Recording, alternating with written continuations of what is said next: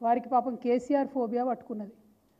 ఇప్పుడు ముఖ్యమంత్రిగా రేవంత్ రెడ్డి గారు ఉన్న పరిపాలన చేయాల్సినటువంటి అనేకమైనటువంటి అంశాలు ఉన్నా, కాన్సన్ట్రేట్ చేయాల్సినటువంటి అనేకమైనటువంటి విషయాలు ఉన్నా కూడా వారిని కేవలం కేసీఆర్ గారిని విమర్శించేటటువంటి పని మాత్రమే పెట్టుకున్నారు.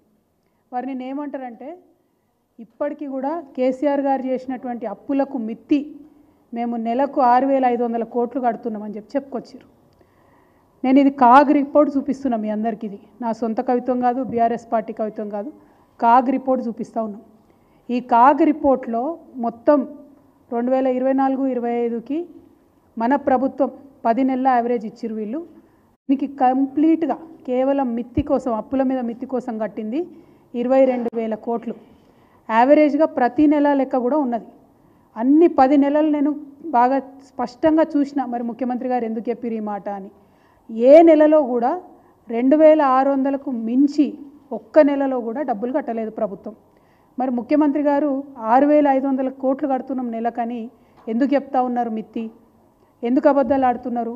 మీరు అబద్ధాలు కంటిన్యూస్గా చెప్పి కేసీఆర్ రాష్ట్రానికి 7 లక్షల కోట్ల పైచీలకు అప్పు చేసిండని అబద్ధాలు చెప్పి అధికారంలోకి వచ్చిండ్రు. అధికారంలోకి వచ్చిన తర్వాత నిజాలు చెప్పాలి కదా. ఎందుకంటే మేమందరం కూడా బీఆర్ఎస్ పార్టీ నుండి అసెంబ్లీలో, కౌన్సిల్లో మీకు నిరూపించినాం అన్ని కాగితాలు చూపించి.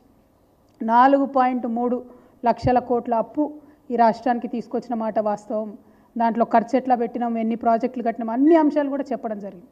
అయినా కూడా పదే ముఖ్యమంత్రి గారు చెప్పిన అబద్ధాలనే చెప్తూ వాటిని నిజం చేస్తామేమో లేకపోతే నిజం అయిపోతాయేమో అనేటటువంటి ఒక భ్రమలలో ఉన్నట్టుగా అనిపిస్తూ ఉన్నది. ఓ పక్క అప్పులు,